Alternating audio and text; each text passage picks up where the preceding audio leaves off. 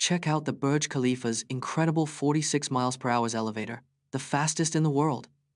The Burj Khalifa in Dubai is home to the world's fastest elevator, reaching speeds of 46 miles per hour. Designed by Hitachi, the elevator system consists of 57 elevators, including the world's highest traveling elevator at 1,654 feet.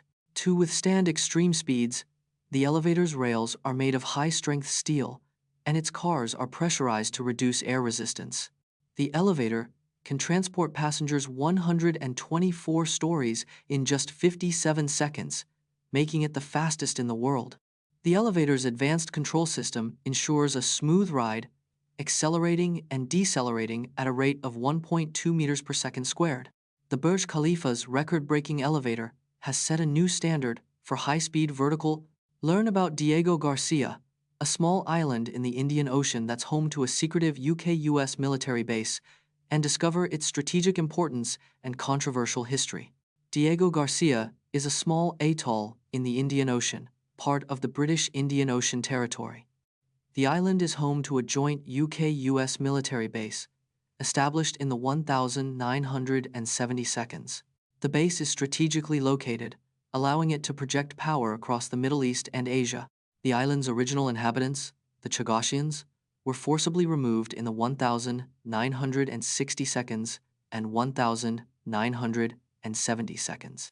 The UK and US used Diego Garcia for military operations, including drone strikes and naval deployments. The base's existence has been shrouded in controversy, with human rights concerns and secrecy surrounding its activities. Explore the principles and benefits of geothermal heating systems, including their high efficiency, low emissions, and long lifespan, and learn about the installation process and costs. Geothermal heating harnesses the Earth's natural heat, maintaining a consistent temperature of around 50 degrees Fahrenheit at 5 feet underground. These systems can be up to 4 times more efficient than traditional HVAC systems, saving you money on energy bills.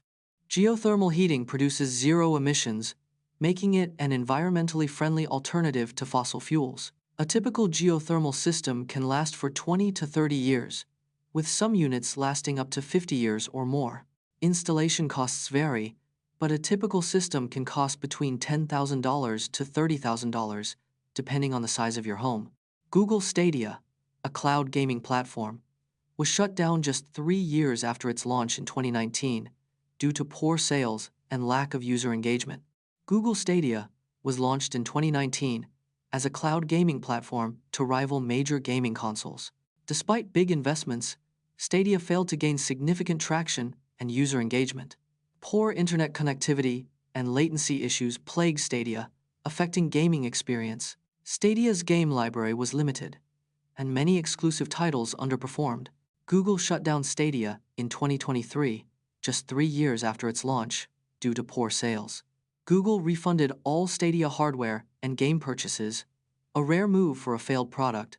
From faulty airbags to faulty transmissions, will count down the most significant car recalls of the 21st century. Since 2000, over 200 million vehicles have been recalled in the United States alone. The most common reason for recalls is faulty airbags, accounting for 40% of all recalls. In 2014, General Motors recalled 30 million vehicles worldwide due to a faulty ignition switch. The largest recall in history is Takata's 2015 recall of 100 million airbag inflators. Recalls have cost the automotive industry over $120 billion in the 21st century. On average, 1 in 5 vehicles on the road today has an open recall, putting drivers at risk. Dive into the tragic last phone calls of divers, including the poignant conversation between diver David Shaw and his wife before his fatal dive in the Boesmansgat Cave in 2005. The Boesmansgat Cave in South Africa is one of the deepest freshwater caves in the world.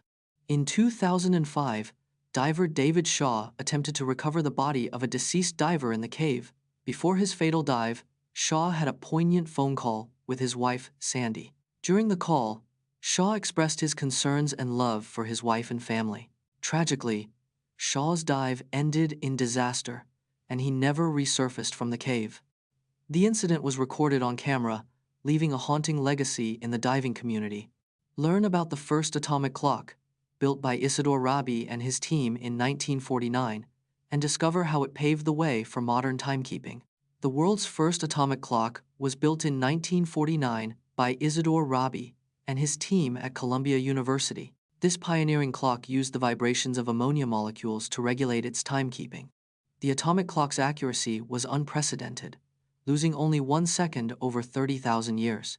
Rabi's invention led to the redefinition of the second in 1967 based on atomic vibrations. The first atomic clock paved the way for modern timekeeping, including GPS technology and internet synchronization. Today, atomic clocks are used in scientific research, telecommunications, and even space exploration. Apple introduced 3D Touch in 2015, but it failed to gain traction and was eventually phased out. Apple introduced 3D Touch with the iPhone 6s in 2015, touting it as a revolutionary feature. Only 15% of iPhone users actually used 3D Touch regularly, leading to its decline. The feature was often confusing, with many users unsure how to use it or what it did. 3D Touch required specific hardware, making it incompatible with older iPhone models. Android manufacturers failed to adopt similar technology, making 3D Touch a proprietary Apple feature. In 2020, Apple officially removed 3D Touch from new iPhone models, replacing it with haptic touch. The Bikini Atoll is a tropical paradise, but it's also home to a sunken fleet of radioactive ships. The Bikini Atoll was once home to over 600 islanders before nuclear testing began in 1946. Between 1946 and 1958, the U.S. detonated 23 nuclear bombs at the atoll, including the largest ever test, Bravo. The Bravo test released 1,000 times more radioactive material than the Hiroshima bomb, contaminating the entire atoll. Today, the sunken fleet of radioactive ships remains at the bottom of the atoll's lagoon, a graveyard of nuclear waste. Despite the radiation, the atoll's coral reefs have adapted, with some species even thriving in the contaminated environment. However, the radiation still poses a significant threat to humans, making it unsafe for the islanders to learn about the remarkable achievements of athletes like Hiroshi Hoketsu, who competed in dressage at the 2008 Beijing Olympics at 71 years old, and more record-breaking Olympians. The oldest Olympic competitor on record is Sweden's Oskar Swan, who shot in the 1920 Antwerp Olympics at 72 years old. Hiroshi Hoketsu became the oldest Olympian to compete in dressage at the 2008 Beijing Olympics, aged 71. Dara Torres is the oldest Olympic medalist in swimming, winning 3 silver medals at the 2008 Beijing Olympics at 41. The oldest Olympic gold medalist is Sweden's Oskar Swan, who won the 4x100m running deer single-shot team event in 1920. Swedish shooter Agnes Coletti won her first Olympic medal at 31 and her last at 42, a 12-year span.